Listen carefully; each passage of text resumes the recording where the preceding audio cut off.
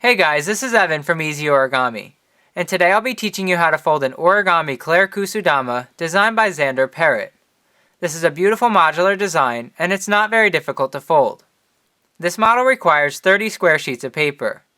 Each unit is folded from a rectangle with a dimension ratio of 2 by root 3, but before we get started, I'll show you how to cut your squares into the correct dimensions. And I recommend starting with 3-inch squares to fold the units. Using 3-inch squares will result in a model about 5 inches wide. I'm going to be using larger paper with color on one side and white on the other just to make it a bit easier to follow along.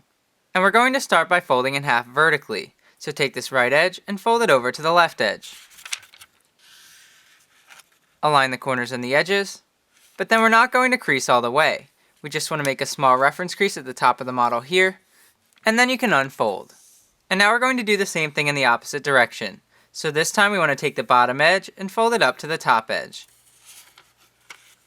Align the corners and the edges, and this time we just want to make a small reference crease on the left side of the model. Then you can unfold, and now we're going to fold up this bottom left corner and align it with the vertical reference crease.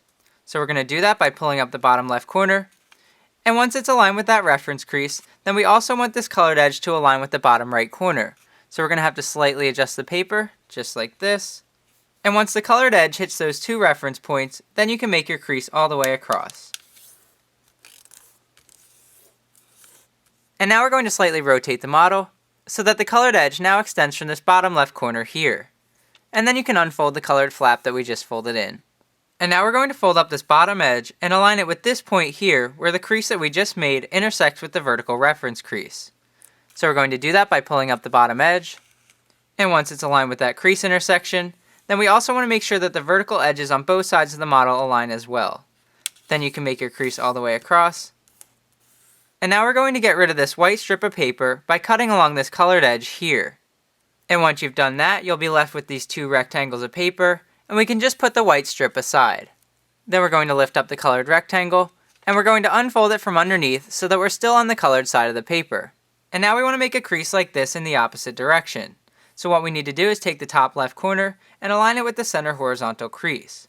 So we're just going to pull down the top left corner like this, and once it's aligned with that center horizontal crease, then we want to make sure that this white edge also extends to the bottom left corner as well.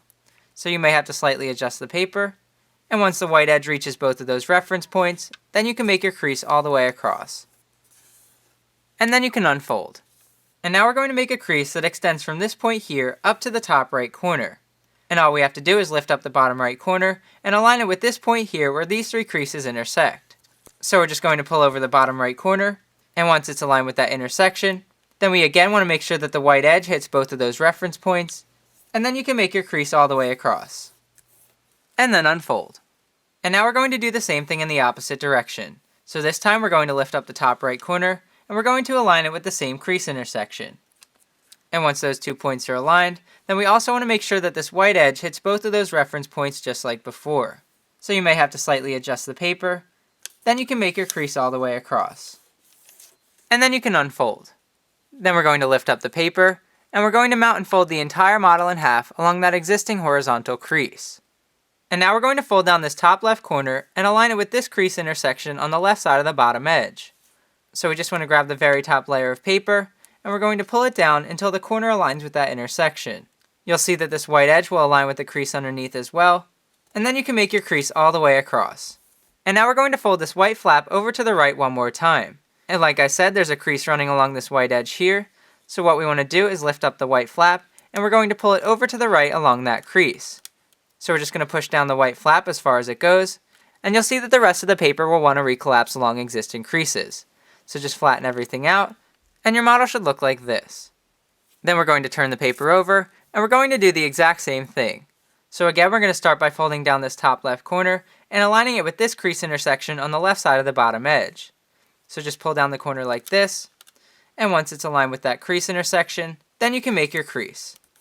Then we want to fold this white flap over to the right one more time, so we're just going to lift it up like this, again pulling it over to the right along this crease here. So you just want to pull it over like this. You'll see that the paper on the left will start to swivel behind, and then we just want to flatten it all out along existing creases. And now you've done that on both sides. Then from here we're going to fold the top right corner down to the bottom right corner. So we're just going to bring the two corners together like this. And you'll see that the white edge will align with the crease underneath as well. And once everything is aligned, then you can make your crease. Then we're going to fold the same flap in one more time along this existing crease that I mentioned before. So we're just going to lift up that flap and fold it into the center of the model along that existing crease. And then you can flatten everything out. Then we're going to turn the model over and do the same exact thing. So again, we're going to fold the top right corner down to the bottom right corner. So just align them like we did on the other side. Then you can make your crease all the way across. Then we're going to fold the same flap into the center of the model along an existing crease, just like we did before. Then you can flatten everything out. Then we're going to lift up the model and look at it from the top. Then we want to slightly separate the two layers on the left and right sides. And if we look at the model from the front, then this is one completed unit. Now you must fold 29 more. And once you've folded all 30 units, you're going to need 2 to start the assembly. Then, look at one, and you'll notice that it has a flap hidden behind this colored layer here on each side, just like this. And it also has a pocket in between these two layers here on each side. So once again, we're going to take our second unit, and what we want to do is insert the second unit's flap inside of the first unit's pocket. So we're going to do that by lifting up both units, and then we carefully want to bring them together, again making sure that that flap goes inside of the first unit's pocket, just like this. Then you can continue sliding both units together like this, until their creases and edges are aligned. And once you've done that, then you've connected the first 2 units. And now we're going to add a third unit the same way. So once again, we're going to insert the third unit's flap inside of the second unit's pocket.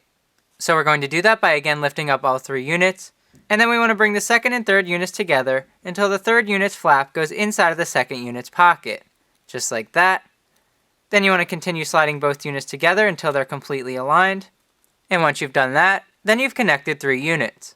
And it may be worth mentioning that you can temporarily attach small paper clips or clothespins to the units if you're having trouble holding them together. Personally, I assemble the model without them because it gets much more sturdy once you connect the first 5 units together. And now we're going to add the 4th unit the same way. So once again, we're going to insert the 4th unit's flap inside of the 3rd unit's pocket. Then you can continue to slide the 3rd and 4th units together until the units are completely aligned. Then we're going to do the same thing with the 5th unit. So we're simply going to insert the 5th unit's flap inside of the 4th unit's pocket. Then we're going to slide the 4th and 5th units together until they're completely aligned. And then your model should look like this. And now we need to connect the 1st and 5th units together. So we're going to carefully rotate 180 degrees. So what we need to do is insert the 1st unit's flap inside of the 5th unit's pocket. So I find it easiest to do this by lifting up the 1st unit's flap from behind.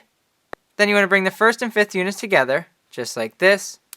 And you'll see that the model will become more 3-dimensional in the process. So you carefully want to fold this flap back right inside of the 5th unit's pocket. Just like this. And once you've done that, then you've connected the first 5 units together. And we've created this 5-pointed star shape. And like I said before, the model should be much more sturdy now. So now what we want to do is repeat this process on the other ends of these 5 units here. So we just want to continue adding units the same way by creating these 5-pointed star shapes on both ends of each unit.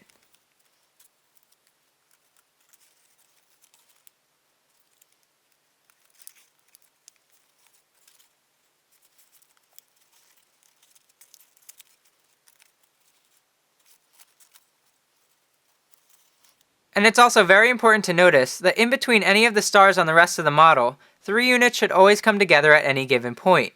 So as you continue adding units, you want to make sure that you're creating these triangular shapes in between the stars as well.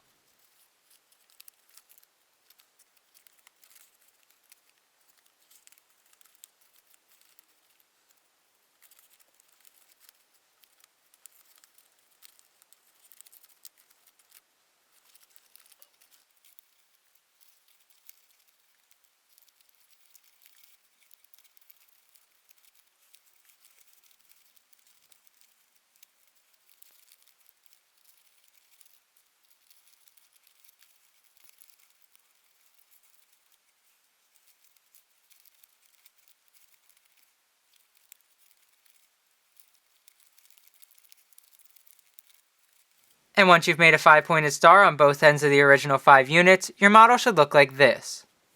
You'll also notice that in between any of the 3 stars on the model, you should get a triangular shape like this as well.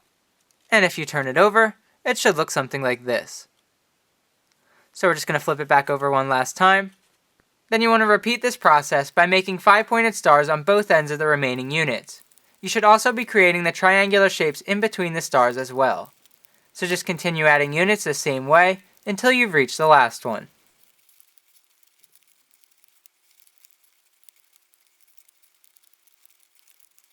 And once you've assembled all 30 units, then your origami Claire Kusudama is complete. I hope you've enjoyed this video tutorial on how to fold an origami Claire Kusudama designed by Xander Parrott. Feel free to upload photos of your completed Kusudama to the YouTube gallery on my website to be featured here in my next video, or simply upload your photos to Instagram with the hashtag EasyOrigami to be featured here as well. Also, be sure to check out Xander's Instagram and Flickr photo stream for more of his impressive work. I'll post the links in the video description below.